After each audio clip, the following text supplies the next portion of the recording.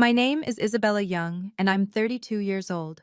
8 months ago, my parents sent me a text that shattered my world. Don't come to dinner tonight. Your brother's girlfriend doesn't feel comfortable around you. That text wasn't just about one dinner. It was the beginning of my systematic exclusion from my own family. For months, I watched as they chose a stranger over their own daughter, canceled my birthday celebration, and even suggested I wasn't family-oriented enough to be included in their will. But what they didn't know was that 5 years ago, they signed a document that would come back to haunt them. At my promotion party last week, when they publicly humiliated me in front of 30 guests, I finally revealed what that document said. If you're watching this, please subscribe and let me know where you're watching from. This is my story. It was a Thursday evening in March when everything changed. I was in my kitchen, carefully wrapping the homemade tiramisu I'd spent 3 hours perfecting, Mom's favorite dessert. My phone buzzed with a message from her. Isabella, please don't come tonight. Melissa feels you judge her, and we want to keep peace in the family. We'll catch up another time. I read it 3 times, certain I was misunderstanding. Melissa, my brother Marcus's girlfriend of exactly 2 months, a woman I'd met precisely twice, both times making every effort to welcome her into our family. The first time we met, she'd shown up to Sunday brunch in a designer dress that cost more than most people's rent, immediately launching into stories about her influence on social media. I'd smiled, asked about her interests, even followed her Instagram account with its 3,000 followers and endless selfies. The second time, at Marcus's birthday, she'd spent the entire evening clinging to my parents, calling my father Dad, and my mother the mom she always dreamed of. I called Mom immediately. What do you mean Melissa doesn't feel comfortable? What did I do? Honey, she says you look at her funny, that you make her feel unwelcome with your success talk. My success talk? Mom, she asked about my job. I answered. Well, maybe tone it down. Not everyone has your advantages. Advantages? I wanted to laugh. While Marcus had dropped out of 3 colleges on my parents' dime, I'd worked 2 jobs to put myself through architecture school. While he lived rent-free in their guest house at 28, I'd been independent since 22. Mom, this is a family dinner. I'm family. Melissa is going to be family too, Isabella. Marcus is serious about her. 2 months. They'd known each other 2 months, and suddenly she had veto power over my presence at the dinner table where I'd eaten thousands of meals. I set down the tiramisu, its chocolate dusting now seeming pointless. Through my kitchen window, I could see the city lights starting to twinkle. Somewhere across town, my family would be gathering without me, laughing at stories I wouldn't hear, making memories I wouldn't share. Fine, I said, my voice steadier than I felt. Enjoy your dinner. As I hung up, I didn't know this was just the beginning. That over the next 8 months, Melissa doesn't feel comfortable would become the reason I'd miss Easter, the 4th of July, even my own birthday dinner. But this was just the beginning of something much bigger than any of us realized. To understand how Melissa gained so much power so quickly, you need to understand my family dynamic. Growing up, I was the daughter who was supposed to follow in my parents' footsteps. Dad was a respected cardiologist, Mom a head nurse at the same hospital. From age 5, they'd introduce me as our future doctor. But I loved buildings, not bodies.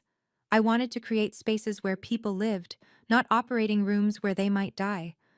When I chose architecture over medicine, you'd have thought I'd chosen prison over paradise. Such a waste of your intelligence, Dad would say at every family gathering, even as I graduated summa cum laude. Meanwhile, Marcus could do no wrong. When he dropped out of pre-med, Dad called it finding himself. When he failed business school, Mom said he was too creative for traditional education. When he moved back home at 26 with no job and no plans, they renovated the guest house just for him. While Marcus slept until noon and played video games, I quietly built my career from scratch. Internships that paid nothing. Entry-level positions where I was the only woman in the room. 70-hour weeks that no one in my family asked about because architecture wasn't real medicine. By 31, I'd become the youngest senior designer at my firm. My parents' response? That's nice, dear. Did you hear Marcus got an interview at that pharmaceutical company? The interview he never showed up for. I loved my brother, but the inequality was exhausting. Every achievement of mine was met with polite disinterest. Every failure of his was met with excuses and financial support. When I bought my condo with my own money, they gave Marcus a BMW for motivation. So when Melissa appeared and immediately started praising their parenting, calling them inspirational and the perfect family, they didn't just welcome her, they worshipped her. Melissa Carter entered our lives like a perfectly calibrated missile. Marcus met her at a networking event he'd actually attended, Miracle Number One. Within a week, she was at family dinner, batting her eyelashes at my father and helping my mother in the kitchen. "She's everything we hoped for, Marcus," Mom gushed after that first dinner. "So family-oriented, unlike some people who prioritize their careers." The jab wasn't subtle. Melissa knew exactly which buttons to push. She called my dad the father she never had, after knowing him for 3 weeks. She posted photos with my mom on Instagram, #blessed, #family goals. She even started a tradition of bringing flowers every Sunday, the same Sundays I was suddenly accidentally not informed about. What fascinated me was her surgical precision. She never attacked me directly. Instead, she'd say things like, "Isabella's so lucky to be so independent. I could never be away from family that much." Or my personal favorite, "It must be nice to only worry about buildings instead of real relationships." My parents ate it up. Within a month, Melissa had her own key to my parents' house. Within 2 months, she was helping Mom redecorate, removing family photos that included me from the main rooms, replacing them with pictures of her and Marcus. "We need to make her feel included," Mom explained when I asked about my missing graduation photo. I started keeping a mental list of red flags. The way Melissa knew my parents' net worth within weeks, how she suddenly developed an interest in their investment properties, the way she'd steer every conversation toward inheritance and family legacy. But pointing any of this out made me the villain. The exclusions started small, almost reasonable. "Oh, Isabella, we moved dinner to 5 p.m., but you're probably working anyway." Then they grew. "We're keeping Easter small this year, just Marcus and Melissa." Here's a list of events I was uninvited from in 8 months. Easter dinner, Mother's Day brunch, 3 Sunday dinners, the 4th of July barbecue, Dad's retirement party planning, Mom's birthday celebration, the family Labor Day trip. The excuses evolved too. First, it was Melissa's anxiety, then keeping the peace. Finally, they stopped giving reasons altogether. The birthday incident broke something in me. My 32nd birthday fell on a Saturday. Mom had promised weeks before, just family, my favorite restaurant. The morning of, I got a text. "Melissa made surprise plans for Marcus today. Rain check?" My birthday, rain check. I spent that evening with friends who actually wanted my company, but the sting remained. When I posted photos from my celebration, Melissa commented, "So glad you found your people." The subtext was clear: your people aren't your family anymore. Then I noticed something disturbing. Every achievement I posted on social media was followed by family drama within 24 hours. Got promoted to senior designer? Suddenly, Melissa was hurt by an imaginary slight. Won a prestigious project? Marcus needed emergency family support for his latest crisis. It wasn't coincidence. Melissa was monitoring my social media, strategically creating conflicts to overshadow my successes. She wanted me invisible, and she was succeeding. My parents didn't see the pattern, or maybe they didn't want to. The financial manipulation started subtly. "Marcus and Melissa need help with their apartment deposit," Mom mentioned casually during one of our rare phone calls. $20,000 of help, I later learned. Then came the car. "Melissa's having transmission problems," Dad explained, as if buying her a new Audi was the only solution. The girl who'd been dating my brother for 4 months got a $60,000 car. When I'd needed $3,000 for architecture software during school, I'd been told to figure it out yourself. It builds character.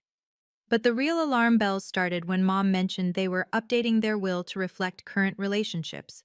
"Current relationships?" I asked, my stomach dropping. "Well, Melissa will be family soon. We want to make sure she's taken care of." "Mom, they're not even engaged."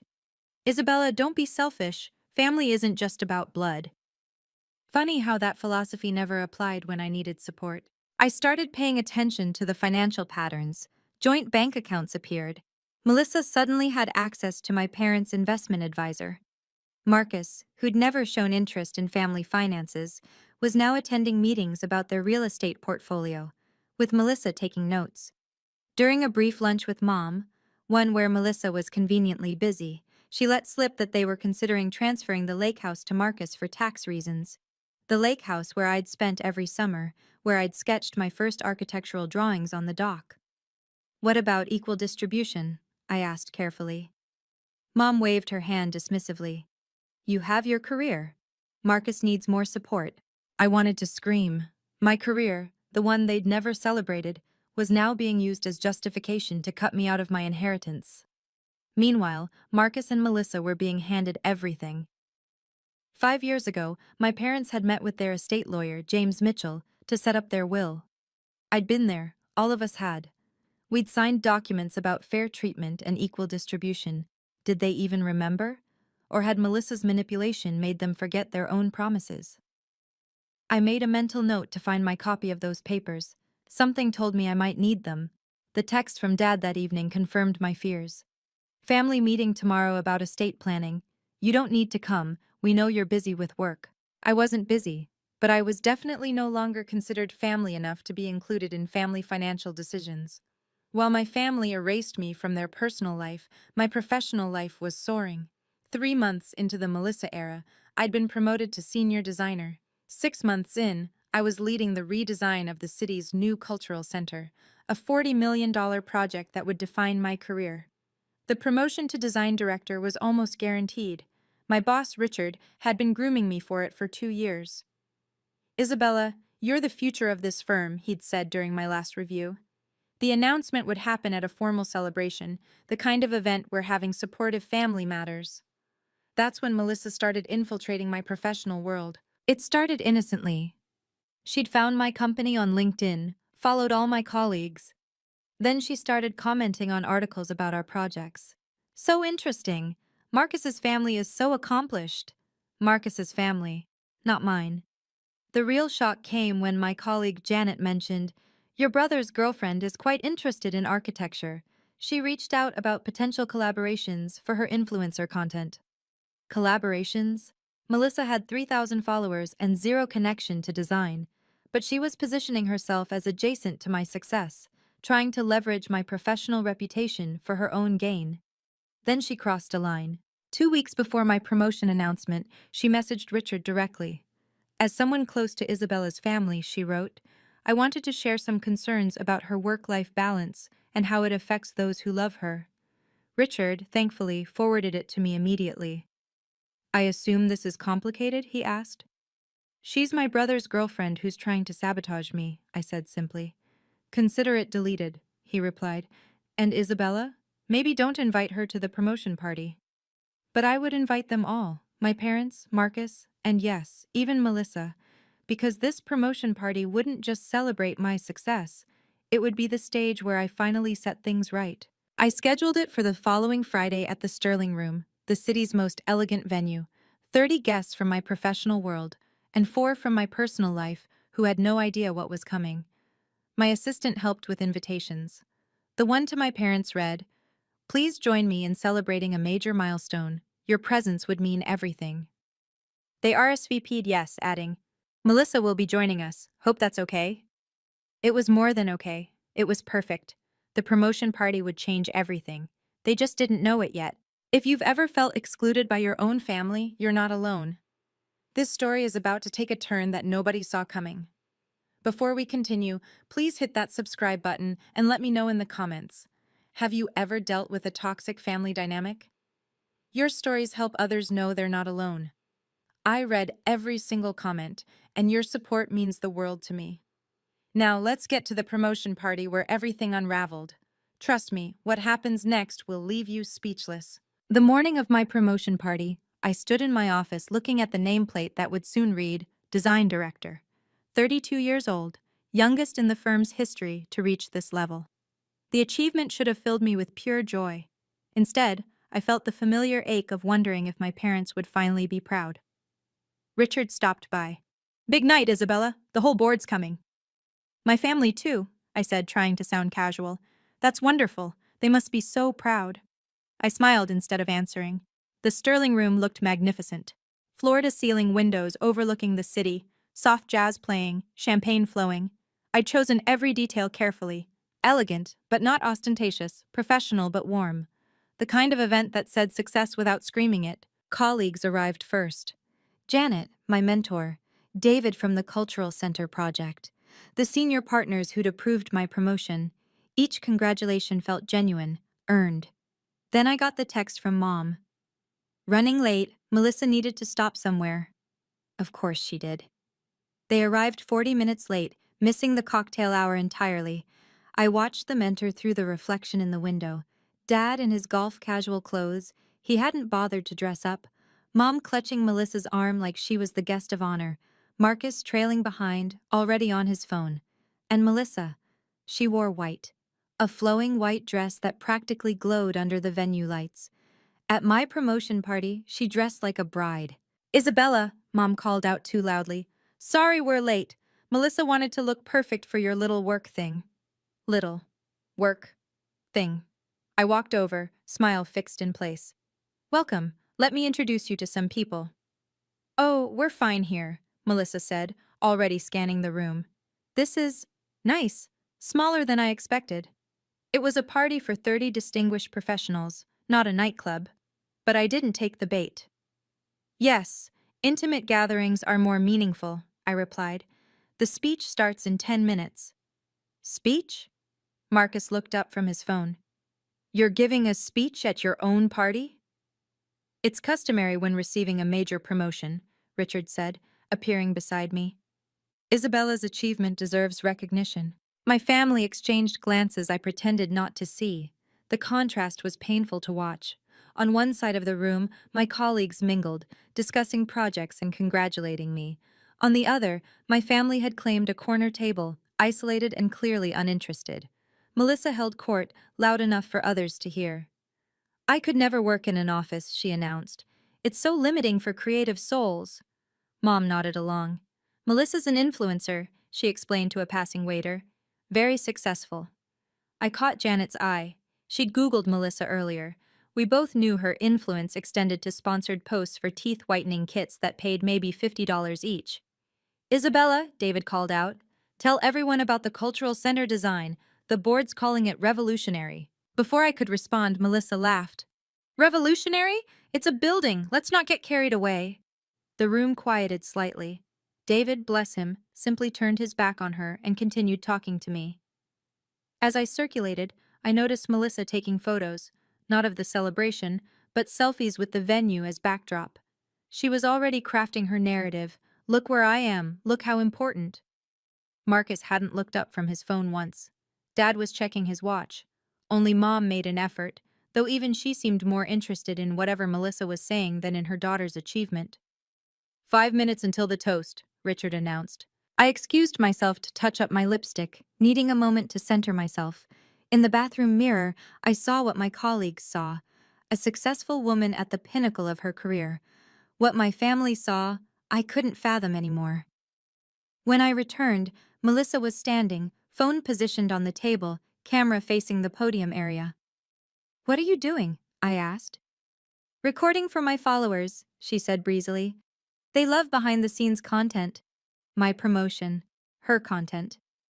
Actually, I said calmly, I'd prefer no recording during the speech. She rolled her eyes. God, Isabella, not everything's about you. At my own promotion party, the irony was almost funny. Places everyone, Richard called. Let's celebrate our newest design director. As I walked to the podium, I caught sight of someone I hadn't expected. James Mitchell, my parents' estate lawyer, taking a seat near the back. Interesting timing. James Mitchell sat at a back table, briefcase beside his chair, looking like any other professional guest. My parents didn't notice him. Why would they? They'd met him exactly twice, 5 years ago for the will, and once for a revision. They certainly wouldn't recognize him in a room full of strangers. Who's that? Janet whispered, following my gaze.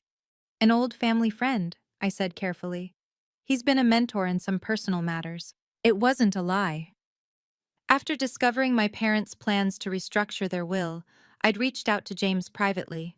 Not as their lawyer, that would be unethical, but as someone who could clarify what documents had been signed years ago. Interesting briefcase for a party, Janet observed. James is very traditional. What Janet didn't know was that briefcase contained copies of documents my parents had forgotten existed, documents with their signatures, documents with very specific clauses about equal treatment and family assets. I'd invited James as my guest, perfectly legal and appropriate. If he happened to have relevant paperwork with him, well, that was just fortunate timing. Melissa's voice carried across the room. Is that the speech area? It's so small. When I did my brand launch, we had a proper stage. Her brand launch, in her apartment, with 12 people. Marcus had complained about it for weeks. 2 minutes, Richard announced. I watched James discreetly check his watch, then his phone. He was ready. The question was whether I'd need him. That would depend entirely on how my family behaved in the next few minutes. Richard clinked his glass, and the room settled into expectant silence. Before Isabella speaks, I want to say something. In 15 years with this firm, I've rarely seen such talent combined with integrity. Isabella Young represents the future of architectural design. Applause filled the room. I glanced at my family's table. Dad was texting. Marcus stared at the ceiling. Mom clapped politely. Melissa wasn't even pretending to pay attention. She was adjusting her phone's angle, making sure she'd be in the background of any footage. Thank you, Richard, I began, moving to the informal podium area. This promotion means more than a title change. It represents years of— Can you speak up? Melissa called out. Some of us can't hear. She was 10 feet away. Of course, I continued smoothly. This represents years of dedication to creating spaces where people can thrive. Architecture isn't just about buildings, it's about understanding human needs and responding with empathy and innovation. I saw several colleagues nodding. My parents, however, were having a whispered conversation with Melissa. The Cultural Center project taught me that success comes from collaboration, from valuing every voice in the room, and from maintaining integrity even when faced with challenges. Melissa stood up, holding her wineglass, and started walking toward the bathroom, directly through my line of sight. Oh, sorry, she said loudly, not sounding sorry at all. Don't mind me. Continue your speech. I watched her weave between tables, taking the longest possible route. Several colleagues frowned at the disruption. As I was saying, I continued, voice steady, integrity matters in everything we do, in our designs, in our relationships, in how we treat people. Melissa had reached the bathroom door but hadn't gone in. She was standing there, wineglass in hand, watching me with a small smile. She was planning something. I want to thank everyone who made this possible, I continued, refusing to let Melissa's hovering derail me. My colleagues who pushed me to excel, Richard, who saw potential in a young architect with big dreams, and— Melissa started walking back, this time directly toward me. The wine in her glass sloshed dangerously. And my family, I said, watching her approach in my peripheral vision. Who taught me that success is earned, not given. Mom actually smiled at that, missing the subtext entirely. Melissa was 5 feet away now, her path unnecessarily close to where I stood. 4 feet? 3? Most importantly, I said, taking a small step backward, I've learned that true success comes from standing firm in your values even when— Melissa tripped. It was theatrical, almost slow motion. Her ankle turned, her arms flailed, and her wineglass flew forward in a perfect arc toward my cream-colored dress. Except I'd stepped back. The wine splashed onto the floor where I'd been standing. Melissa stumbled forward, expecting to collide with me, and instead found empty air. She caught herself awkwardly on a chair, wineglass shattering on the marble floor. The room went silent. Oh my God, Melissa gasped, straightening up. Isabella, why did you move? You made me fall. Every eye in the room turned to us. Several people had their phones out. They'd captured the whole thing. Are you hurt? I asked calmly, not moving to help her. You pushed me, she declared, voice rising. I saw you push me. Isabella was 3 feet away, Janet said flatly. We all saw it. That's when Melissa made her move. She pushed me, Melissa insisted, her voice climbing to performance pitch. I was just walking by and Isabella shoved me. Look, I'm bleeding. She held up her hand, a tiny scratch from the broken glass, barely visible. Melissa, stop, I said quietly. Everyone saw what happened. You've always hated me. She was in full victim mode now, tears appearing on cue. From day one, you've tried to exclude me, to make me feel unwelcome.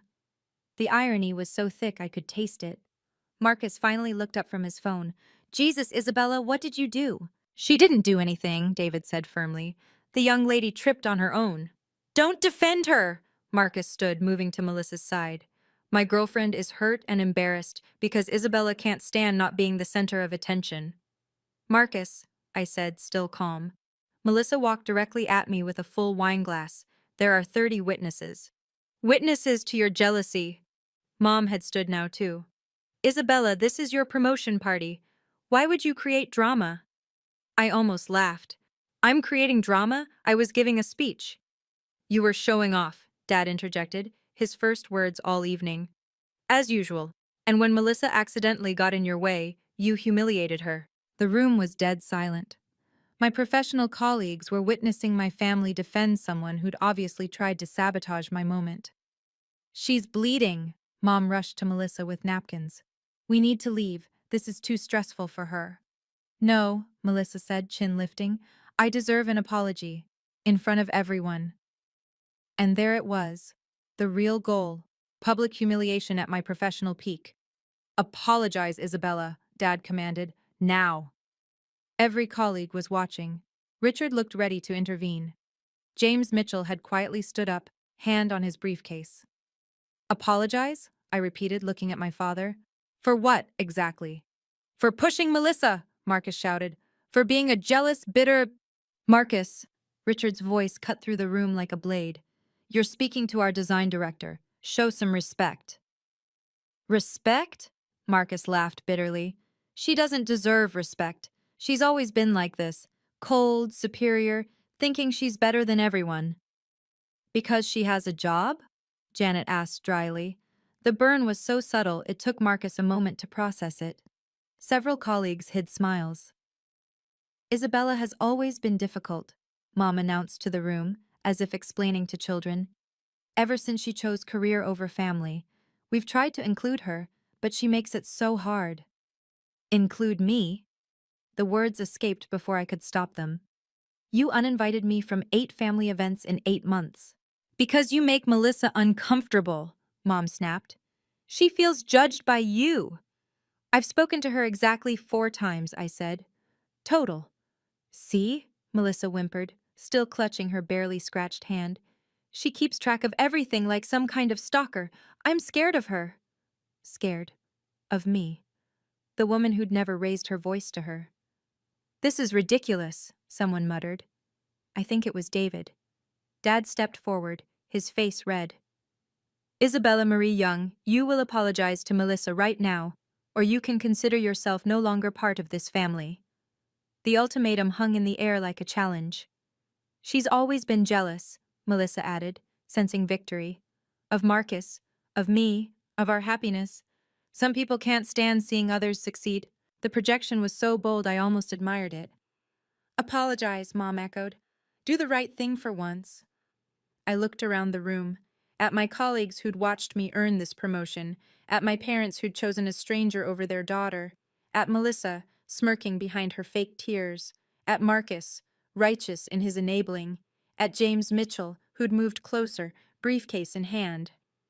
You want me to apologize? I said slowly. Let's discuss what apologies are really owed. There's nothing to discuss, Dad said, his doctor voice, the one that brooked no argument. You've embarrassed us enough. Apologize to Melissa, and we can all move past this unfortunate incident. Unfortunate incident, I repeated. Is that what we're calling attempted sabotage now? Sabotage? Melissa's voice went shrill. I was getting a napkin. From across the room? Walking directly at me? With a full glass of wine? You're paranoid, Marcus spat. Just like you were paranoid about Melissa monitoring your social media. She comments within an hour of every post I make. Because she's trying to be supportive, Mom cried. Something you'd understand if you weren't so self-absorbed. The gaslighting was breathtaking. 30 professional witnesses, and my family was rewriting reality in real time. I need that apology, Melissa said, pressing her injured hand to her chest. For my emotional well-being. Your emotional well-being, I said flatly.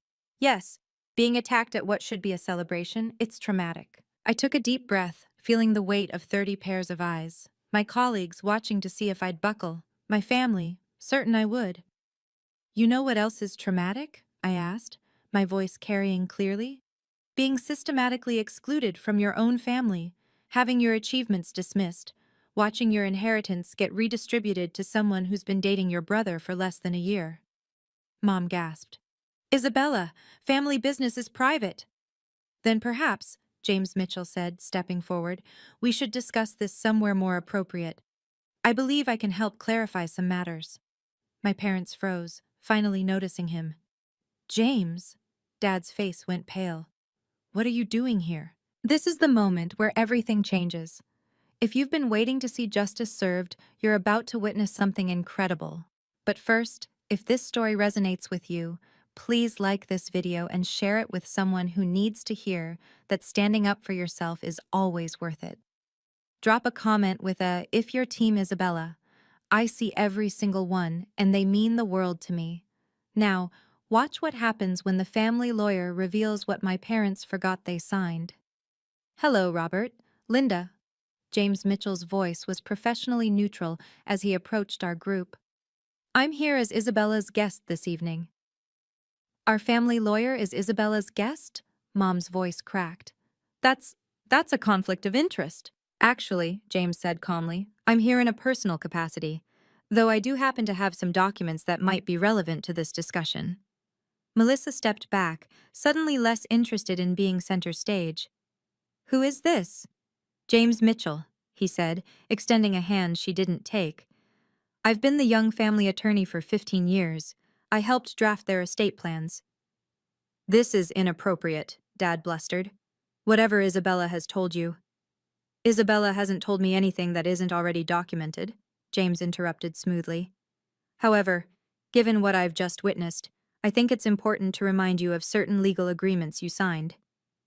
The room was riveted. Even the catering staff had stopped moving. We don't need to do this here, Marcus said, grabbing Melissa's arm. Come on, babe, let's go. Actually, James said, since you're named in these documents, Mr. Young, you might want to stay. Marcus froze. What documents? James opened his briefcase with practiced efficiency. 5 years ago, your parents signed a comprehensive estate plan. Isabella was present. So were you, Marcus, though you left early for a date. So? Melissa interjected, apparently unable to help herself. That's ancient history. Legal documents don't expire, Ms. Carter. Melissa Carter. Ms. Carter. These particular documents include something called an equal treatment clause. Are you familiar with that term, Robert? My father's face had gone from pale to gray. We signed a lot of papers that day.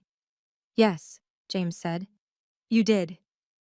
James pulled out a leather-bound folder, his movements deliberate and calm. This is the equal treatment clause you both signed.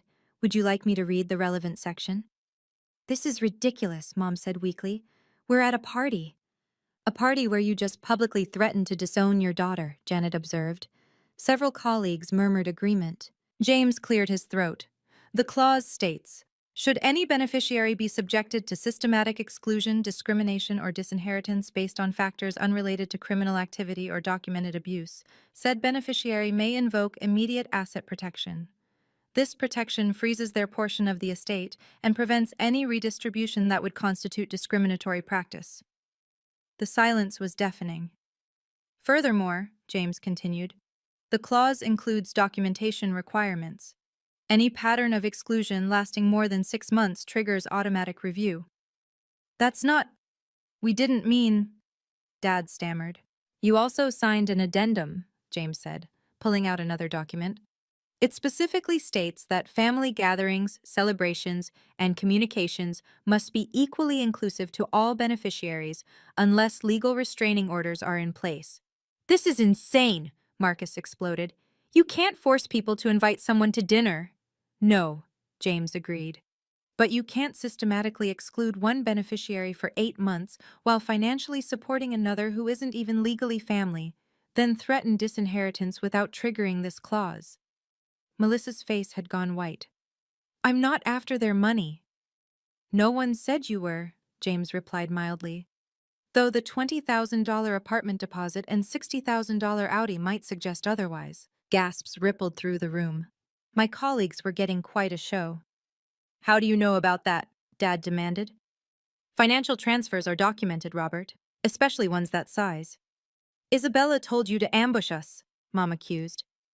Isabella invoked her rights under a legal document you signed, James corrected, after 8 months of documented exclusion, witnessed threats of disinheritance, and what appears to be an attempt at public humiliation at her professional celebration.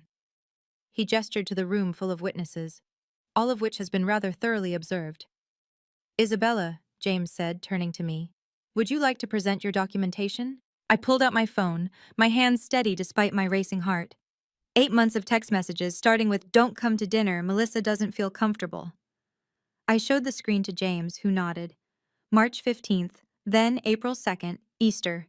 April 28th, Sunday dinner. May 12th, Mother's Day. Those were private family decisions, Mom protested. May 30th, Memorial Day barbecue, I continued. June 15th, Dad's retirement party planning. July 4th, keeping it small. July 28th, my birthday dinner canceled for Melissa's surprise plans. You're keeping score? Marcus said disgustedly. That's sick. It's called evidence, Richard said quietly. We use it in the professional world. There's more, I said. Screenshots of Melissa's social media posts from every family event I was excluded from. 32 posts tagged family goals. 0 with me in them. That proves nothing, Melissa shrieked.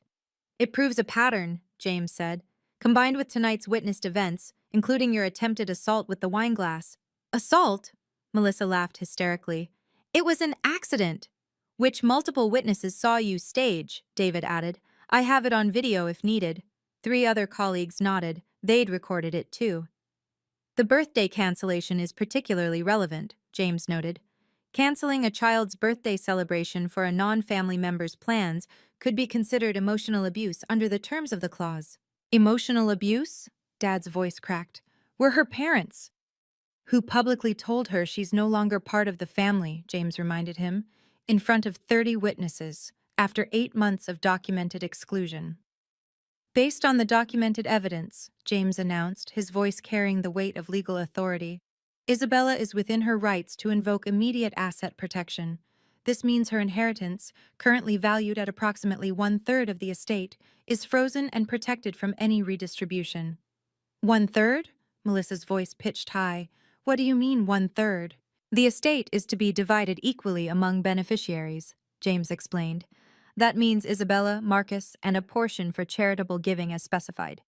Any attempt to alter this in a discriminatory manner is now legally void. We can change our will, Dad said desperately. It's our money.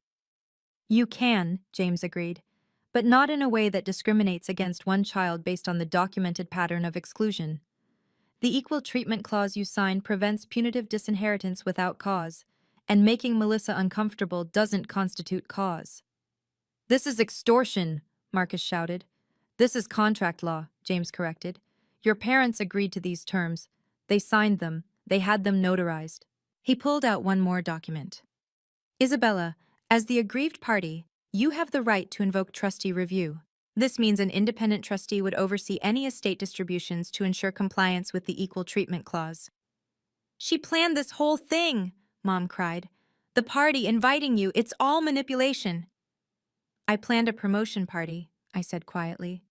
You chose to come late, dress down, and allow Melissa to attempt to humiliate me. I simply prepared for the possibility you might continue the pattern of the last 8 months. The trust fund alone is worth approximately $500,000, James continued. The real estate holdings add another $1.5 million, divided equally. Any attempt to transfer property to Marcus alone, as was apparently discussed, would trigger immediate legal action. Melissa swayed on her feet. Marcus caught her arm. Furthermore, James added, any financial gifts exceeding normal parameters, such as apartment deposits or luxury vehicles, given to one beneficiary or their partners, must be matched for all beneficiaries, retroactive to the signing date.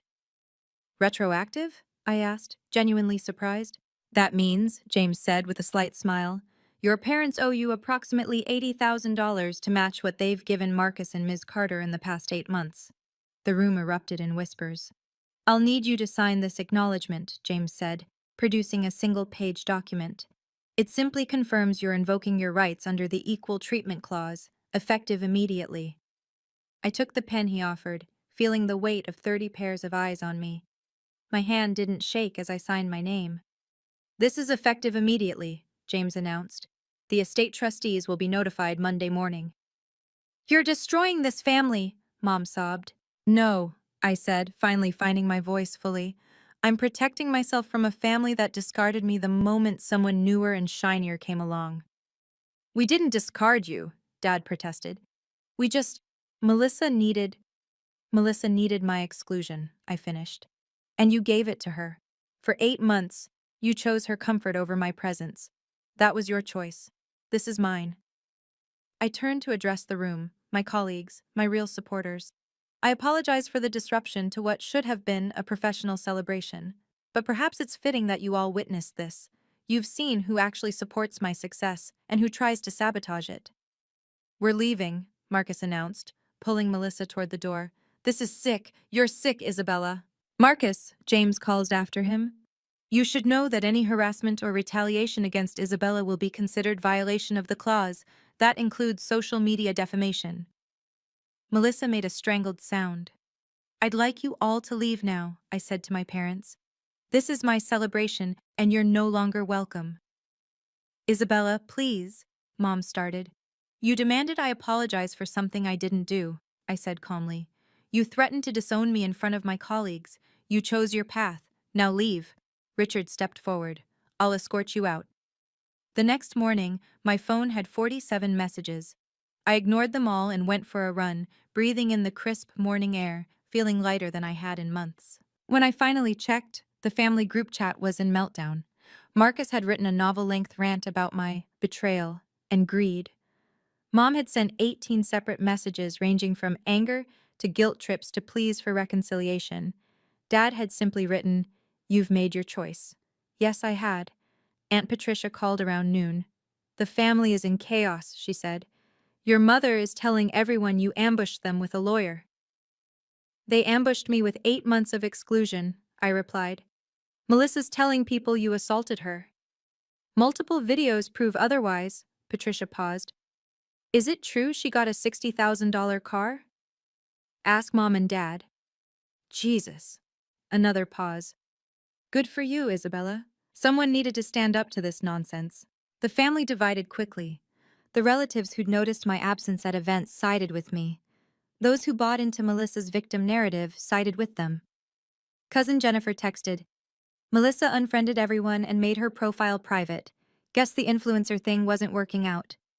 The most telling response came from my grandmother, my dad's mother, who'd been in assisted living and missed most of the drama. She called me directly. I heard you finally grew a spine. About time. That girl was after money from day one. Your parents are fools. Thanks, Grandma. Come visit me. Bring that lawyer. I want to update my will too. Make sure your parents can't touch a penny if they keep acting like idiots. I laughed, the first real laugh in months. I love you, Grandma. Love you too, sweetheart. Stay strong. Monday morning at the office was surreal. Word had spread, but not in the way I'd feared. Instead of judgment, I found respect. Richard called me into his office. Friday was eventful. I'm so sorry for the disruption. Don't apologize. You handled an impossible situation with grace and intelligence, preparing legal protection while maintaining your composure. That's exactly the kind of strategic thinking we need in leadership. I wasn't sure how it would look professionally. It looked like someone who knows their worth and won't accept less. The board was impressed. David specifically said, if she can handle that with such dignity, she can handle any difficult client. Janet knocked and entered. The whole office is talking about it. You're a hero to anyone who's ever had toxic family drama. I just wanted to celebrate my promotion, I said. And you did, Richard smiled. Just with more fireworks than expected. By the way, 3 clients called this morning specifically requesting you lead their projects. Apparently, they want someone who doesn't take any bullshit. That afternoon, an enormous bouquet arrived at my desk. The card read, "Congratulations on your promotion. Sorry for missing the speech. The colleagues who matter." It was signed by everyone in the firm. Later, our biggest client, Sandra Morrison, pulled me aside at a meeting. "I heard about Friday. My daughter went through something similar with her in-laws. You did the right thing. Never apologize for demanding respect." My professional world, it turned out, understood something my family never had. Respect isn't negotiable, it's fundamental. 2 weeks later, the other shoe dropped. Marcus called at midnight, drunk and sobbing. I almost didn't answer, but curiosity won. "She left me," he slurred. "Melissa, she fucking left me." I stayed silent. The moment she found out the money was protected, she started pulling away, said I misrepresented our family's situation. Can you believe that? Yes, I could. "She was using me," he continued, the revelation apparently just hitting him. "Using all of us. She found another guy, some tech founder, already posting photos with his family." I pulled up Instagram on my laptop while he talked. There she was, Melissa with a new man, his parents, at what looked like a yacht club. Posted 3 hours ago. "Blessed with the best. Ash family love." "Isabella, you there?" "I'm here. You were right about her." His voice broke. "I'm sorry. I'm so fucking sorry." "Marcus, no, let me finish. Mom and Dad are devastated. She had them convinced you were the problem. We all bought it because it was easier than seeing the truth." "Which was?" "That we were being played. That we were so desperate for me to be successful at something, even if it was just dating someone pretty, that we threw you away." The admission hung between us. "I need your help," he said finally. "Mom and Dad won't talk to me. They blame me for bringing her into our lives. I have nowhere to go." "You have the guest house." "They changed the locks." I closed my eyes. "Marcus, I can't be your safety net, not anymore. Please, goodbye, Marcus." I hung up and blocked his number. 3 months passed. The legal protections held firm. My parents made no attempt to challenge the equal treatment clause. James had made it clear they'd lose. I established new rules for my life. Family contact only through email, only for necessary legal matters. No emotional manipulation, no guilt trips, no surprise visits. The money they owed me, $80,000 to match their gifts to Marcus and Melissa, was transferred without comment. I donated half to a scholarship fund for female architecture students and used the rest to start a foundation supporting people estranged from toxic families. Mom sent a letter in month 4. Not an email. An actual letter, in her perfect handwriting. "Isabella, we realize now how blind we were. Melissa played us, but we let her. We chose to believe her over you because it was easier than admitting Marcus was being manipulated. And maybe because we were always harder on you, expected more from you, because you were capable of more. That's not an excuse, it's a confession. We failed you as parents. We let an outsider convince us to abandon our daughter. We chose comfort over truth, ease over family. Dad is too proud to write, but he cries when he sees your building featured in the architectural magazines. He's collected every article. We don't expect forgiveness. We don't deserve it. But if you ever want to try rebuilding, we're here. On your terms, Mom." I read it twice, then filed it away. Maybe someday I'd be ready to respond. But not yet. Trust, once shattered, doesn't rebuild with words. It rebuilds with consistent actions over time. I focused on my chosen family instead. Janet, who'd become a true mentor. Richard, who'd promoted me again 6 months later. My team, who respected my boundaries and celebrated my successes. Even James Mitchell became a friend, meeting for coffee monthly to discuss not legal matters but life, books, the art of standing firm when the world wants you to bend. "You did the hardest thing," he told me once. "You chose yourself when everyone demanded you choose them." It shouldn't have been hard. Family should want you to choose yourself too. "Should," he agreed, "but that's why we have contracts, for when should fails." Looking back now, I realize the wine incident was a gift. Without Melissa's public performance, I might have endured years more of quiet exclusion, gradual erasure, death by 1,000 small cuts. Instead, she forced everything into the light, in front of witnesses, On camera. Undeniable. The lesson isn't about revenge or winning, it's about preparation. Document everything. Know your rights, have backup plans, and most importantly, recognize that family isn't about blood, it's about respect.